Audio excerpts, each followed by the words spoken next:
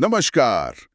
आज हम इतिहास की उन गलियों में चलेंगे जहां ज्यादातर टेक्स्ट बुक्स नहीं जाती। मतलब उन जगहों पर जहाँ बड़े बड़े राजा महाराजाओं की कहानियां खत्म हो जाती हैं। बिल्कुल। हम बात करेंगे मध्यकालीन भारत के उन लोगों की जो बड़े बड़े शहरों और राजधानियों से दूर अपनी ही एक दुनिया में जी रहे थे। और जिनकी दुनिया के बिना शायद उन बड़े बड़े शहरों और राजधानियों का काम भी नहीं चल सकता था। हम बात कर रहे हैं जनजातियों, खानाबदोशों और उन समुदायों की जो वर्ण व्यवस्था के तयशुदा नियमों से बाहर थे। सही कहा। आज की हमारी ये बातचीत एनसीईआरटी की इतिहास की किताब के एक अध्याय पर आधारित है और हमारा मकसद सिर्फ तथ्यों को दोहराना नहीं है। नहीं, बिल्कुल नहीं। हम ये समझने की कोशिश करेंगे कि ये समाज काम कैसे करते थे, वे कितने शक्तिशाली थे और बड़े साम्राज्यों के साथ उनका रिश्ता क्या सिर्फ टकराव का था या कुछ और भी था। तो चलिए शुरू करते हैं। जब हम मध्यकालीन भारत के बारे में सोचते हैं तो दिमाग में क्या आता है? दिल्ली सल्तनत, मुगल दरबार, बड़े बड़े किले, यही सब।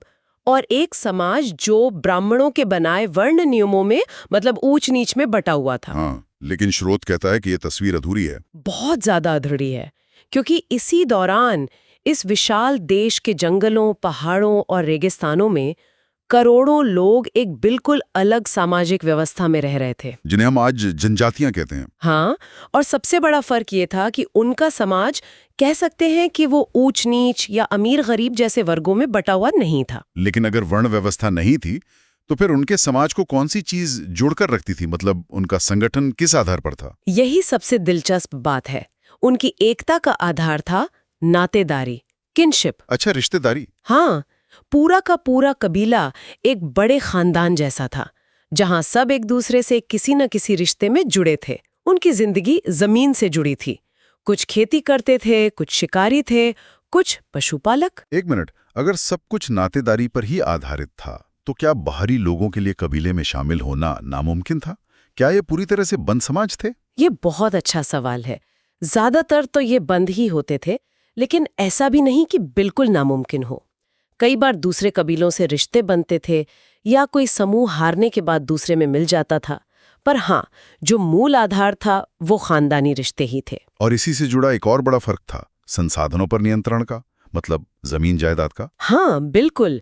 जमीन और चरागाहों पर किसी एक व्यक्ति का हक नहीं होता था, बल्कि पूरे कबीले का साझा हक होता था। अच्छा। फिर कबीला अपने नियमों के हिसाब से उसे परिवारों में बांटता था।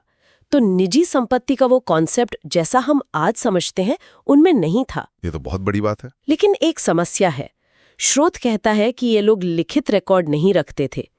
तो फिर इतिहासकारों को इनके बारे में इतनी बातें पता कैसे चलती हैं? ये सबसे बड़ी चुनौती है और यही चीज इतिहास को दिलचस्प बनाती है, खासकर उन लोगों के लिए जो प्रतियोगी परीक्षाओं की तैयारी कर रहे हैं। सही। इन समाजों की वाचिक परंपराएं यानी ओरल ट्रेडिशंस बहुत मजबूत थीं।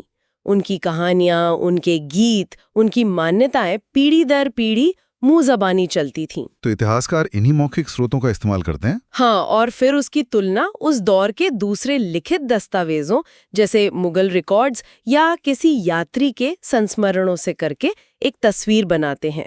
यह आसान नहीं है, पर नामुमकिन भी नहीं। तो ये लोग रहते कहाँ थे? क्या ये भारत के कुछ खास हिस्सों तक ही सीमित थे? बिल्कुल नहीं। स्रोत में जो नक्शा है वो दिखाता है कि उनका जाल पूरे देश में बिछा था। अगर हम उत्तर पश्चिम में देखें तो पंजाब में खोखर और गखर कबीले बहुत ताकतवर थे। गखरों के बारे में तो एक बहुत कमाल की बात लिखी है। उनके प्रमुख कमाल खां गखर को सम्राट अकबर ने मनसबदार बनाया था। एक मिनट, मनसबदार, ये तो मुगल एडमिनिस्ट्रेशन का एक बहुत बड़ा मिलिट्री और सिविल पद होता था। इसका मतलब क्या हुआ? क्या एक जनजातीय प्रमुख को सीधे मुगल एलीट क्लास में शामिल कर लिया गया? बिल्कुल यही मतलब है। ये दिखाता है कि मुगल साम्राज्य भी इनकी ताकत को नजरअंदाज नहीं कर सकता था। उन्हें सिर्फ हराया नहीं जा सकता था, उन्हें अपने साथ मिलाना पड़ता था। ये उस दौर की राजनीति का एक अहम पहलू है। सही बात। इसी तरह मुल्तान में लंगा और अरघुन थे, पश्चिम में बलूची थे। हर इलाके की राजनीति में इनका सीधा दखल था। और पूर्वोत्तर भारत, वो तो आज भी अपनी जनजातीय पहचान के लिए जाना जाता है। हाँ, वहां तो पूरी तरह से नागा, अहोम और कई दूसरी जनजातियों का ही दबदबा था। अहोम लोगों ने तो एक विशाल साम्राज्य खड़ा कर दिया था, जिसकी बात हम आगे करेंगे। अच्छा। और मध्य भारत तो जैसे जनजातियों का केंद्र था। बिहार झारखंड में चेर सरदार थे, इतने शक्तिशाली कि अकबर के सेनापति राजा मान सिंह को उन पर हमला करना पड़ा। और गोंडवाना में गोंड लोगों का राज था। हाँ, गुंडवाना के घने जंगलों में। तो ये साफ है कि ये समाज अलग थलग नहीं थे। वे बड़े राज्यों से लड़ भी रहे थे और उनके साथ जुड़ भी रहे थे। ये रिश्ता काफी जटिल रहा होगा। बिल्कुल, टकराव भी था और एक दूसरे पर निर्भरता भी। दोनों अपनी जरूरतों के लिए एक दूसरे पर निर्भर थे। इसी लेन देन ने धीरे धीरे दोनों समाजों को बदला। तो ये तो उन जनजातियों की बात हुई जो जंगलों और पहाड़ों में एक जगह कमोबेश बस गए थे। लेकिन एक और दुनिया थी उन लोगों की जिनका कोई स्थायी ठिकाना ही नहीं था। घुमंतू या खानाबदोश लोग। और कमाल की बात यह है कि ये घुमंतू लोग उस दौर की अर्थव्यवस्था की रीढ़ थे। रीढ़ थे? कैसे?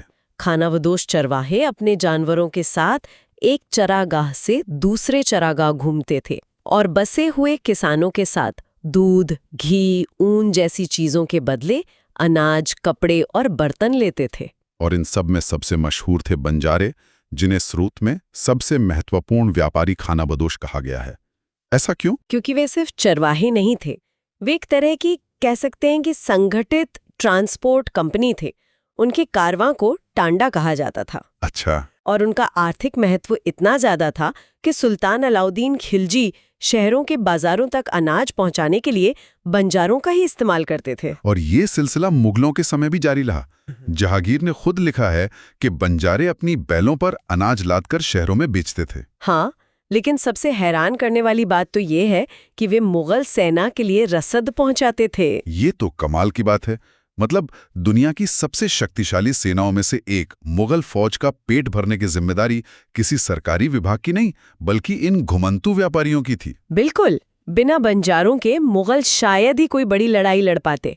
स्रोत कहता है कि एक बड़ी सेना के लिए वे 1 लाख बैलों पर अनाज ढो सकते थे। 1 लाख बैल! कल्पना करना भी मुश्किल है।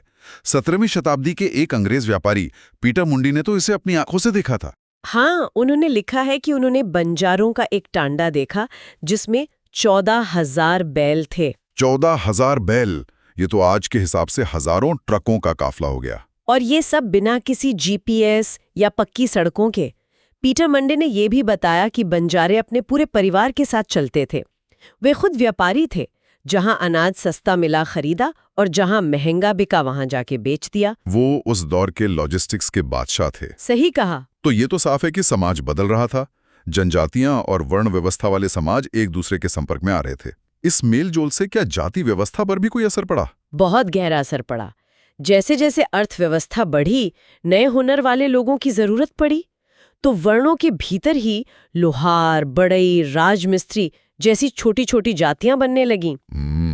लेकिन इससे भी बड़ा बदलाव ये हुआ कि कई जनजातियों और सामाजिक समूहों को जाति व्यवस्था के अंदर ले लिया गया। उन्हें जातियों का दर्जा दे दिया गया। तो ये जो जनजातियों से जातियों में बदलाव हो रहा था, ये कैसे होता था? और इसी से जुड़ा है राजपूतों का उदय। क्या ये एक तरह का सोशल अपग्रेड था? आपने बिल्कुल सही नब्ज पकड़ी है। ये एक तरह का सोशल अपग्रेड ही था। मतलब 11वीं-12वीं सदी तक कई जनजातीय सरदार जो ताकतवर हो गए थे, उन्होंने पुराने राजाओं को हटाकर अपनी हुकूमत कायम कर ली। अब उन्हें अपनी इस हुकूमत को सामाजिक मान्यता दिलवानी थी, है ना? हाँ, बिल्कुल। राजपूत कहलाना इसी मान्यता को पाने का एक तरीका था। इससे उन्हें जमीन पर कब्जा करने और शासन करने का सामाजिक अधिकार मिल जाता था। और जब बड़े सरदारों ने ऐसा किया, तो बाकी लोगों ने भी उनका अनुसरण किया होगा? बिल्कुल। प्रमुख जनजातीय परिवार शासक वर्ग में शामिल हो गए और खुद को राजपूत कहने लगे। लेकिन उनकी ज्यादातर आबादी को जाति व्यवस्था में नीचे की जातियों में ही जगह मिली। लेकिन सबने ये रास्ता नहीं अपनाया। नहीं, पंजाब, सिंध और उत्तर पश्चिम की कई ताकतवर जनजातियों ने इस्लाम अपना लिया और वे इस जाति व्यवस्था से बाहर ही रहे। यहां से कहानी और भी दिलचस्प हो जाती है। कुछ जनजातियां सिर्फ समाज का हिस्सा नहीं बनी, या सिर्फ शासक वर्ग में शामिल नहीं हुई, बल्कि उन्होंने अपने बड़े बड़े संगठित राज्य बनाए। हाँ, और इसके 2 सबसे बेहतरीन उदाहरण स्रोत में दिए गए हैं, मध्य भारत के गोंड और पूर्वोत्तर के अहोम। ये केस स्टडीज दिखाती हैं कि ये समाज राजनीतिक रूप से कितने विकसित हो चुके थे। तो पहले गोंड लोगों की बात करते हैं। वे गोंडवाना नाम के एक विशाल जंगल वाले इलाके में रहते थे। बिल्कुल। और जैसे ही दिल्ली सल्तनत कमजोर पड़ी, कुछ बड़े गोंड राज्य छोटे सरदारों पर हावी होने लगे।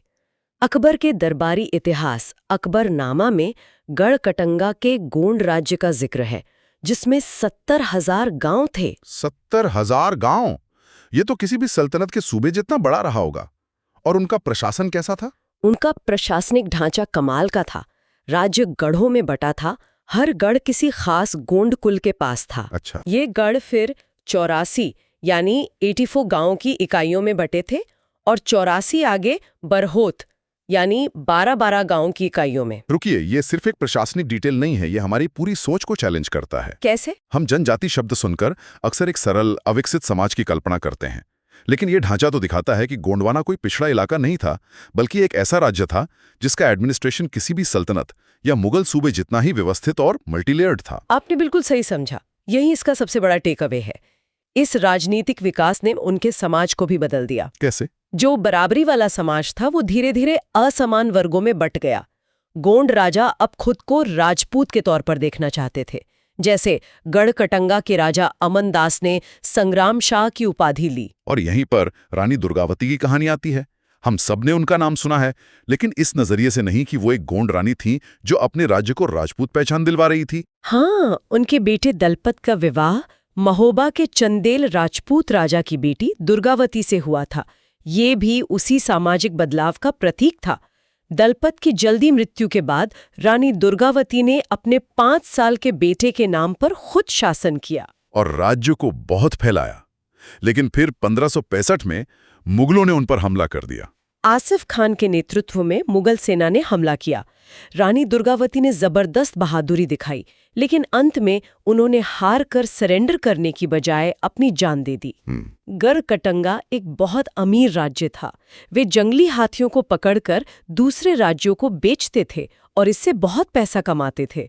मुगलों को यहाँ से बेशुमार दौलत और हाथी मिले। अब आते हैं दूसरे उदाहरण पर, अहोम। ये लोग आज के म्यांमार से आकर ब्रह्मपुत्र घाटी में बसे थे और उन्होंने वहां के पुराने जमींदारों, जिन्हें भुइयां कहते थे, को हराकर एक बहुत बड़ा राज्य बनाया जो लगभग 600 साल तक चला। 600 साल? हाँ, उनकी सैन्य ताकत अविश्वसनीय थी। वे 1530 के दशक में ही बंदूकें और 1660 तक तो अच्छी क्वालिटी का बारूद और तोपें बनाने लगे थे। तो उनका प्रशासन कैसे चलता था? क्या वो भी गोंडों जैसा था? नहीं, उनका तरीका अलग और ज्यादा केंद्रीकृत था। अहोम राज्य बेगार यानी फोर्स्ड लेबर पर चलता था। अच्छा। जिन लोगों से जबरदस्ती काम लिया जाता था उन्हें पाइक कहते थे। हर गांव को बारी बारी से तय संख्या में पाइक भेजने पड़ते थे। ये पाइक सिस्टम सुनने में तो बहुत कठोर व्यवस्था लगती है। मतलब हर किसी को अपनी जिंदगी का एक हिस्सा राजा के लिए मुफ्त में काम करते हुए बिताना पड़ता था। हाँ, ये व्यवस्था सख्त तो थी। जनसंख्या की गिनती की जाती थी ताकि किसी भी गांव से पाइक भेजने में कोई चूक न हो। लेकिन इसी सिस्टम की वजह से वे बड़े बड़े बांध, सिंचाई व्यवस्था और सड़कें बना पाए। और उनका समाज कुलों में बटा था, जिन्हें खेल कहते थे, और वो सांस्कृतिक रूप से भी बहुत उन्नत थे। उन्होंने बुरंजी नाम से अपना इतिहास लिखवाया, जो पहले उनकी अपनी अहोम भाषा और फिर असमिया में लिखा गया। ये बहुत बड़ी बात है क्योंकि वे अपनी कहानी खुद कह रहे थे। बिल्कुल। शुरू में वे अपने जनजातीय देवताओं को मानते थे, पर धीरे धीरे हिंदू धर्म का प्रभाव बढ़ा, लेकिन उन्होंने अपनी पुरानी परंपराओं को पूरी तरह कभी नहीं छोड़ा। तो कुल मिलाके मध्यकालीन भारत की कहानी सिर्फ दिल्ली और आगरा के तख्त की कहानी नहीं है। नहीं, बिल्कुल नहीं। ये जंगलों में बसे गोंड, पहाड़ों पर राज करते अहोम और पूरे देश की अर्थव्यवस्था को अपनी पीठ पर ढोते बंजारों की भी कहानी है। ये एक ज्यादा जटिल और कहीं ज्यादा दिलचस्प तस्वीर है। बिल्कुल। इन समाजों के बीच लगातार लेन देन होता रहा। कुछ जात पात के सिस्टम में शामिल हो गए, कुछ ने इस्लाम अपना गया और कुछ ने तो ऐसे राज्य बना दिए जिनकी प्रशासनिक और सैन्य क्षमता किसी भी बड़े साम्राज्य को टक्कर दे सकती थी। आज की इस बातचीत से एक बात तो साफ है कि इतिहास की मुख्य धारा से बाहर भी एक बहुत बड़ा और शक्तिशाली भारत मौजूद था, जिसके बारे में जानना बेहद जरूरी है। सही कहा। और इसी के साथ हम अपने श्रोताओं के लिए एक सवाल छोड़ जाते हैं। हमने बात की कि जनजातियों का इतिहास लिखने के लिए इतिहासकार उनकी वाचिक या मौखिक परंपराओं का सहारा लेते हैं। तो सोचने वाली बात यह है कि उन समाजों का इतिहास लिखना कितना चुनौतीपूर्ण और महत्वपूर्ण है जिन्होंने लिखित सबूत नहीं छोड़े।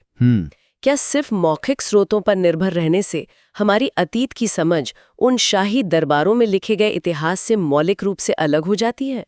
इस पर जरूर सोचिएगा।